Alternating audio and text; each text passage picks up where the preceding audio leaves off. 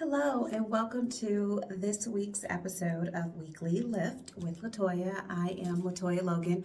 I am the owner and founder of Project Lift Services based in Cleveland, Ohio. We provide prevention and behavioral health services to Black males who are ages 14 and over. I am also the owner of Lift Consulting, where we provide educational and professional development services for human serving professionals, probably like yourself. I am so excited to finish up part 6 of our conversation around rest, expectations, and wellness. So if you had an opportunity to review the previous videos, then you are aware we've been talking about the impact of sleep disturbance on our wellness, on our decision-making capacity, on our self-worth, that is all connected to this idea of not being able to rest because of our commitment to or belief that we need to be a part of grind culture, which keeps us kind of running and chasing some external prize or some external progress that will then feed back into our self-worth. In the last video, we talked about the importance of creating a support system that not just is encouraging your progress or your completion of tasks, but really is addressing and responding to your health needs, your wellness needs, helping you to get centered and refocused in the areas that you need to, that would allow you to not just be productive, but to live a life that is full of joy, that is truly serving your overall interests, whether that be the legacy you hope to leave behind or your wellness goals every single day. So to finish up this great book, Rest is Resistance, a Manifesto by Tricia Hersey, we are going to get into the last 2 chapters. So before we do that, I want to highlight, she really talks a lot about the connection between grind culture and trauma.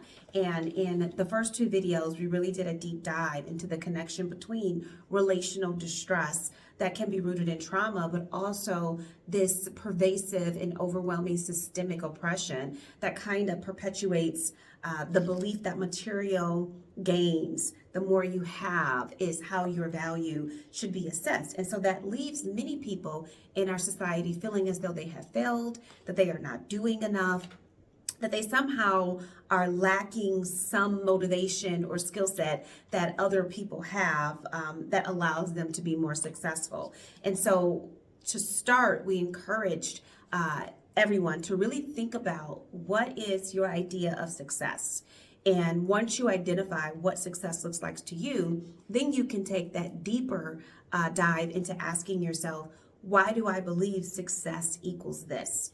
And the further you choose to question your understanding of success, you will find that some of the expectations you've placed on yourself have nothing to do with your values, your intended goals, and even maybe your happiness. So before we can really get into implementing a self-care practice or a wellness practice that is reflective of your intentional goals, you first have to think about, what is the target I'm aiming for? How am I deciding what success is for me? How am I evaluating expectations? And how do I challenge those expectations if they are no longer serving us?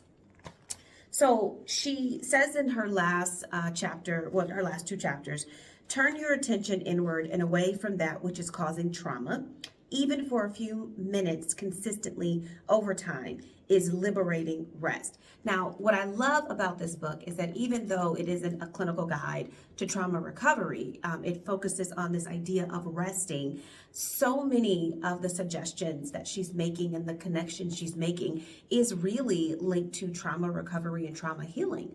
So when we think about what trauma is, it can be anything that is overwhelming you, that is impacting your wellness, that is impairing your decision making or making you feel less than. So taking your attention away from those issues and really getting rooted in what you believe in and what you want is essential, because it allows you to, for a moment, disconnect from the world and reconnect within yourself. And we're going to talk a little bit more about that in a moment. She goes on to say that many of us are on automatic automated robot machine mode, and there is not room here for the magic of mystery and spirit to move in your life. So oftentimes when I'm working with clients and I'm telling them, you need to build a wellness practice, you need to create a self-love and a self-care practice, the first thing they want to do is create an agenda or a schedule. I'm going to wake up at 4:30. I'm going to do this from 4:30 to 5 o'clock. From 5 o'clock to 5:15, I'm going to do this. That isn't actual rest, and that's not healing. What that is again, reinvesting in the idea that you need to be in grind mode, because even your rest has to be productive. Even your self-care has to be productive. But the key to this is that it doesn't. It just simply needs to happen when it needs to happen. So when she's saying, even taking a few moments and taking a deep breath and closing your eyes and allowing yourself to tap into your sensation creates a moment of detachment from the outer world and expectations and reconnection to the inner world, which is yourself and your well-being. You can do this through gratitude breaks.